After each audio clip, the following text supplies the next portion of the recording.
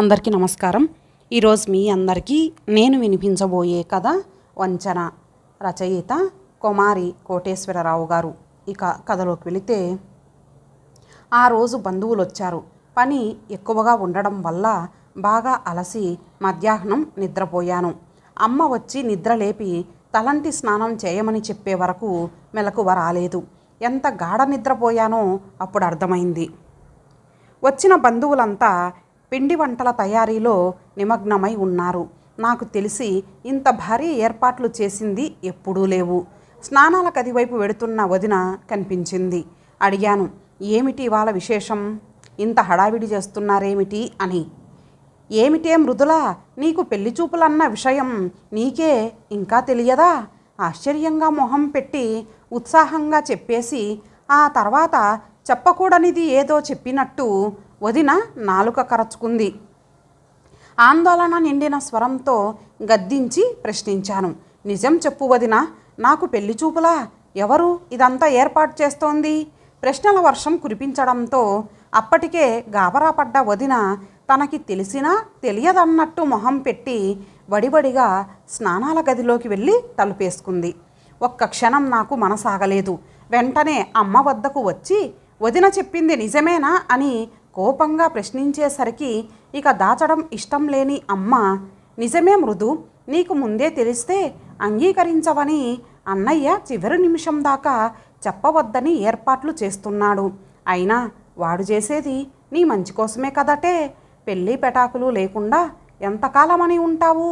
వాళ్ళు వచ్చే వేలవుతోంది, వెళ్ళి త్వరగా ముస్తాబవ్వు అంటూ అమ్మ తొందర చేయసాగింది. మృదు, బంధువుల ముందు అల్లరి చేయడం మంచిది కాదు. అప్పుడే అక్కడికి వచ్చిన అన్నయ్య అనడంతో నా నోరు మాట్లాడడం మానేసింది. అబ్బాయికి బ్యాంకులో ఉద్యోగం, ఇంతకన్నా మంచి సంబంధం మరొకటి దొరకదని. నీ ప్రశ్నలకు సమాధానాలు చెప్పి ఒప్పించే ఓపిక సహనం నాకు లేవు. కింద పెళ్లివారు వచ్చి కూర్చున్నారు. 5 నిమిషాల్లో వారి ముందు ఉండాలి అంటూ నా సమాధానం కోసం కూడా ఎదురు చూడకుండా వెళ్ళిపోయాడు అన్నయ్య. మా ఇంట్లో అన్నయ్య మాటకు తిరుగుండదు. అందుకే ఈ రహస్యం నాతో ఎవరూ చెప్పడానికి సాహసించలేదని అర్థమైంది. ఇక నా రోదన వారి ముందు ఏపాటిది? గత్యంతరం లేక పెళ్లి చూపులు తప్పించుకునే మార్గాన్ని అన్వేషిస్తూ అలంకరించుకున్నాను. బంధువులు వెంటరాగా తల వంచుకొని నడుచుకుంటూ వెళ్ళి కూర్చున్నాను. ప్లేట్లు సాసర్ల చప్పుణ్ణి బట్టి అల్పాహారం పూర్తి చేసి నన్ను చూడడానికి సిద్ధమయ్యారని అర్థమైంది. వైవాహిక జీవితంపై విరక్తి చెంది ఐహిక సుఖాలను త్యజించి కుటుంబ వ్యవస్థ అనే అనుబంధాన్ని వదులుకొని ఒంటరిగా జీవించాలని నేను చూస్తుంటే నాకు తెలియకుండా వారు పెళ్లిచూపుల ఏర్పాట్లకు సంకల్పించడం నన్ను మరింత ఆవేదనకు గురి చేసింది. వంటిపై కాసు బంగారమైనా లేకుండా సన్నగా నాజూగ్గా రంగుకు తగిన అందం, పొడవుకు తగ్గ లావు, ఆ కట్టుబొట్టుతో కుందనపు బొమ్మలా ఉంది అంటూ అబ్బాయి తరపు వాళ్ళు నన్ను పొగడ్తలతో ముంచెత్తుతున్నారు. నా ఇష్టాయిష్టాలతో నిమిత్తం లేనట్టుంది. వారి ప్రవర్తన చూస్తుంటే అబ్బాయికి నచ్చకపోయినా పెళ్లి చేసే విధంగా మాట్లాడుకుంటున్నారు. ఏది ఏమైనా మీది చూడముచ్చటైన జంటరా, మహాలక్ష్మి లాంటి అమ్మాయిని ఏరి కోరి ఎంచుకున్నావు అని వాళ్ళల్లో ఒక ఆమె అనగానే అది విన్న నా గుండెల్లో గుబులు రేగింది. మనసంతా ఆందోళనతో నిండిపోయింది. అతనెవరు? తననెప్పుడు చూశాడు? తను అతనికి ముందే తెలుసా? లేక ఎక్కడైనా చూసి నచ్చి వచ్చాడా? గతాన్ని ముందే తెలుసుకొని వచ్చాడా? నా మనసంతా ఆలోచనలతో అల్లుకుపోయింది. పైన సీలింగ్ ఫ్యాన్ తిరుగుతుందన్న మాటే కానీ నాలో రేగుతున్న ఆలోచనలతో బుర్ర వేడెక్కి అంతకన్నా వేగంగా ముచ్చమటలు పోస్తున్నాయి. నా గురించి అతనికి ముందే తెలిసి ఉంటే అతని మొహంలోకి సూటిగా ఎలా చూడగలదు? అర్థం కాని అయోమయ పరిస్థితి. తక్షణ కర్తవ్యం కోసం గింజుకుంటున్నాను.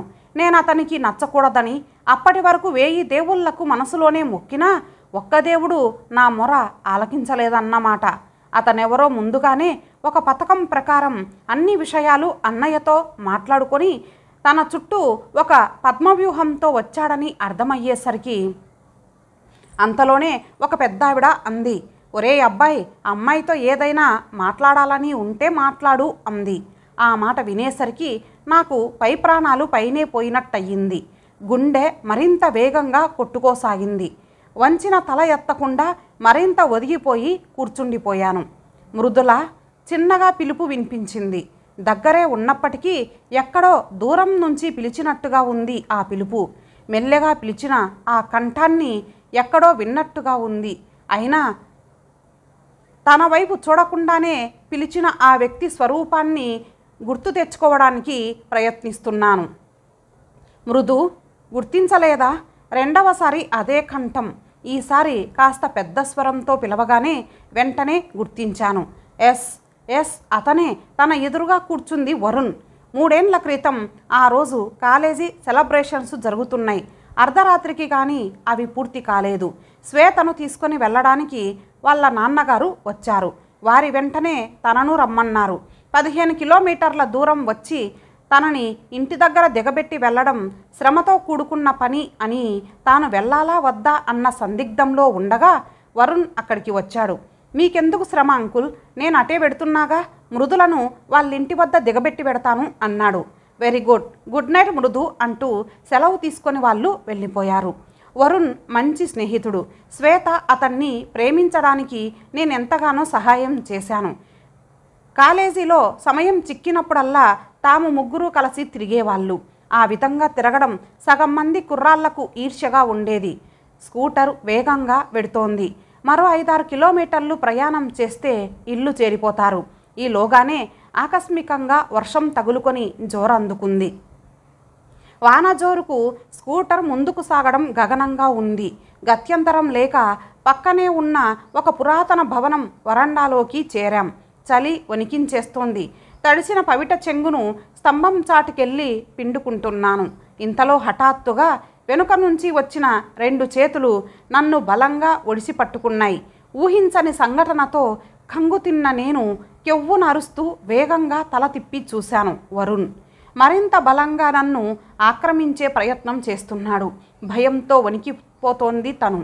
వద్దు వరుణ్, వరుణ్ ప్లీజ్ విడిచిపెట్టు. నువ్వు ఎంతో మంచివాడివి అనుకున్నాను. నీ గౌరవాన్ని కాపాడుకో ప్లీజ్, నాకు అన్యాయం చేయకు అంటూ ఎంత ప్రాధేయపడి గింజుకున్నా అతని బలం ముందు తను బలహీనురాలైంది. మృదుల, తలెత్తి ఒక్కసారి అబ్బాయిని చూడమ్మా అన్నయ్య పిలుపుతో ఆలోచనల నుంచి ఉలిక్కిపడి వేగంగా ఈ లోకంలోకి వచ్చి తలెత్తి చూశాను. ప్రపంచంలోనే తనలాంటి ఉత్తముడు లేడన్నంత అమాయకంగా మొహం పెట్టి చిరుదరహాసంతో నన్నే తదేకంగా చూస్తున్నాడు వరుణ్. ఆ నవ్వులో తెలియని అపహాస్యం కొట్టొచ్చినట్టు కనిపిస్తోంది. 3 ఏళ్ల క్రితం అదృశ్యమైన వరుణ్ ఇక్కడ ఈ రూపంలో ప్రత్యక్షమయ్యేసరికి సహించలేకపోయాను. వేగంగా లేచి నిలబడ్డాను. అప్పటి వరకు తనని ఈ కాలపు అమ్మాయిలాగా లేనని, వంచిన తల ఎత్తకుండా ఎంతో వినయపూర్వకంగా కూర్చుందని, అందమైన చూడముచ్చటైన జంట అని కొనియాడిన అమ్మలక్కల నోళ్ళు నా చర్యకు ఒక్కసారిగా మూతపడ్డాయి. ఏ మొహం పెట్టుకొని ఇక్కడికి వచ్చావు? ఆవేశంగా ఊగిపోతూ తీవ్రమైన స్వరంతో ప్రశ్నించాను వరుణ్ను. అందరూ నా వైపే ఆందోళనగా ఒకంత ఆశ్చర్యంగానూ చూస్తున్నారు. తను అవేమీ పట్టించుకోలేదు. నువ్వు చేసిన తప్పు ఇప్పుడు గుర్తు వచ్చిందా?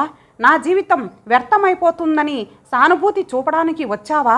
లేక నీ పురుషాహంకారంతో నన్ను 2వసారి కూడా గెలిచి నా అభిమానాన్ని, ఆత్మగౌరవాన్ని దెబ్బతీయడానికి వచ్చావా?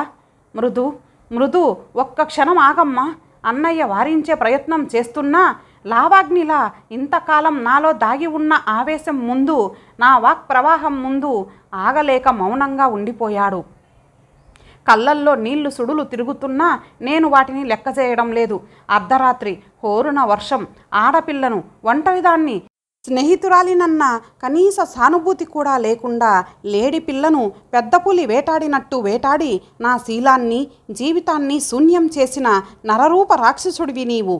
శ్వేత, నువ్వు ప్రేమించుకుంటే నేనెంతో సాయం చేసి మీ పెళ్ళి జరగాలని ఆశించాను. కనీసం ఆ కృతజ్ఞత కూడా నీలో ఆ రోజు కనిపించలేదు. శ్వేతతో నీతో పెళ్ళికి తిరస్కరించి నా స్నేహానికి విలువనిచ్చేసరికి సహించలేక ఏ విధంగానైనా నన్ను పెళ్లి చేసుకొని శ్వేత మనసును దెబ్బతీసి ఆ విధంగా ఆమెపై కక్ష తీర్చుకోవాలని పథకం వేసుకొని వచ్చావు. నా జీవితాన్ని దౌర్జన్యంగా నాశనం చేసిన నీకు పెళ్లి పేరుతో నా మనసును శరీరాన్ని అర్పిస్తానని ఏ విధంగా ఊహిస్తావు? నమ్మి నీ వెంట సహాయం కోరి వచ్చిన నన్ను వంచావు. మనస్ఫూర్తిగా ప్రేమించిన శ్వేతను ఈ విధంగా వంచనకు గురి చేశావు. నువ్వు మేకవన్నె పులివని గ్రహించలేని మా వాళ్ళు నీ నుంచి వంచనకు గురయ్యారు. నమ్మిన వారిని వంచడమే ధ్యేయంగా పెట్టుకున్న నిన్ను ఏ అమ్మాయి కూడా పెళ్లి చేసుకొని సుఖంగా జీవించలేదు. గెట్ లాస్ట్, ఇక్కడి నుంచి తక్షణం వెళ్ళిపోండి అంటూ ఏడుస్తూ కూలబడిపోయాను. నీళ్లు నిండిన నా కళ్ళకు ఏమీ కనిపించడం లేదు. వాళ్ళు ఎప్పుడు వెళ్ళారో తెలియదు. నా తల నిమురుతూ కళ్ళ నీళ్లు తుడుస్తున్నాయి 2 చేతులు. చూస్తే అమ్మ ఒడిలో నా తల ఉంది. ఇంతటితో ఈ కథ సమాప్తం. మరలా మరొక మంచి కథతో కలుద్దాం. అంతవరకు సెలవు. నమస్తే.